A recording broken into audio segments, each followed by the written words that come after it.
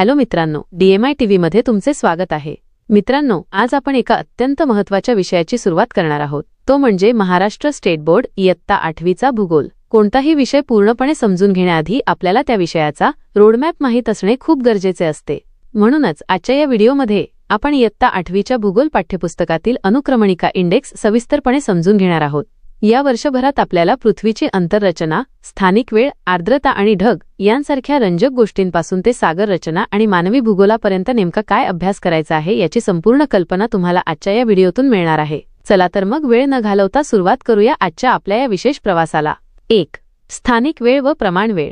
या पाठात आपण रेखावृत्ते आणि वेळ यांचा संबंध समजून घेणार आहोत।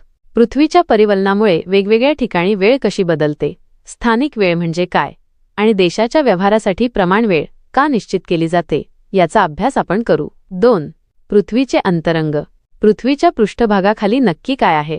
या पाठात आपण पृथ्वीचे विविध थर जसे की भूकवच, प्रावरण आणि गाभा यांची रचना, त्यांचे तापमान आणि घनता याबद्दल सविस्तर माहिती घेणार आहोत। 3. आर्द्रता व ढग। बाष्पीभवन, हवेतील दमटपणा, आर्द्रता आणि ढगांचे विविध प्रकार आपण यात शिकू। पाऊस कसा पडतो आणि सांद्रीभवन म्हणजे काय हे या पाठाचे मुख्य विषय आहेत। 4. सागर तळरचना।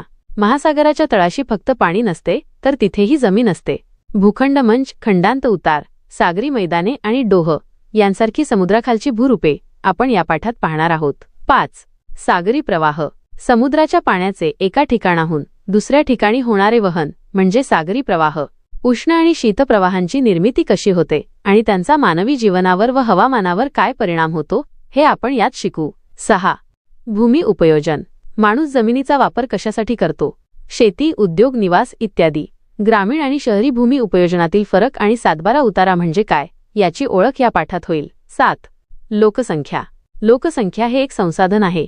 लोकसंख्येची वाढ, घनता, लिंग गुणोत्तर आणि साक्षरता यांसारख्या घटकांचा देशाच्या विकासावर कसा परिणाम होतो हे आपण यात अभ्यासू। 8. उद्योग।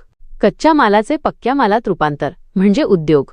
उद्योगांचे प्रकार, त्यांच्या स्थानावर परिणाम करणारे घटक आणि औद्योगिक विकास म्हणजे काय याची माहिती आपण या पाठात घेणार आहोत।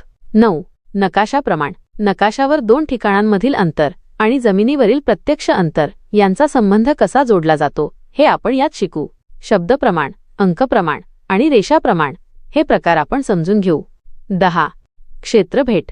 भूगोल हा विषयाचा अभ्यास प्रत्यक्ष स्थळाला भेट देऊन कसा करावा याचे मार्गदर्शन या पाठात दिले आहे। माहिती कशी गोळा करायची आणि अहवाल कसा लिहायचा हे आपण यात शिकू। 11. परिशिष्ट। पुस्तकातील कठीण शब्द, भौगोलिक संकल्पना आणि महत्त्वाच्या पारिभाषिक शब्दांचे अर्थ स्पष्ट करण्यासाठी या विभागाचा उपयोग होतो। 12. कृतीपृष्ठ। हा भाग विद्यार्थ्यांच्या सरावासाठी आहे। यात विविध उपक्रम, नकाशे भरणे आणि प्रात्यक्षिक कृतीद्वारे भूगोल अधिक चांगल्या प्रकारे समजून घेण्यास मदत होते। तर मित्रांनो, आज आपण इयत्ता 8वीच्या भूगोल विषयातील या सर्व प्रकरणांचा थोडक्यात आढावा घेतला। मला आशा आहे की तुम्हाला या पाठांमध्ये आपण नक्की काय शिकणार आहोत हे स्पष्ट झाले असेल। जर तुम्हाला हा व्हिडिओ आवडला असेल तर व्हिडिओला लाईक करा आणि तुमच्या मित्रमैत्रिणींसोबत शेअर करायला विसरू नका। अशाच प्रकारे संपूर्ण शालेय अभ्यासक्रम सोप्या भाषेत समजून घेण्यासाठी आपल्या DMI TV चॅनलला नक्की सबस्क्राईब करा आणि शेजारील बेल आयकॉनवर क्लिक करा, जेणेकरून येणाऱ्या प्रत्येक नवीन व्हिडिओचे नोटिफिकेशन तुम्हाला सर्वात आधी मिळेल। तुम्हाला कोणत्या धड्याचा सविस्तर व्हिडिओ सर्वात आधी हवा आहे ते खाली कमेंट करून नक्की सांगा। पुन्हा भेटूया पुढच्या व्हिडिओमध्ये, तोपर्यंत शिकत रहा। धन्यवाद।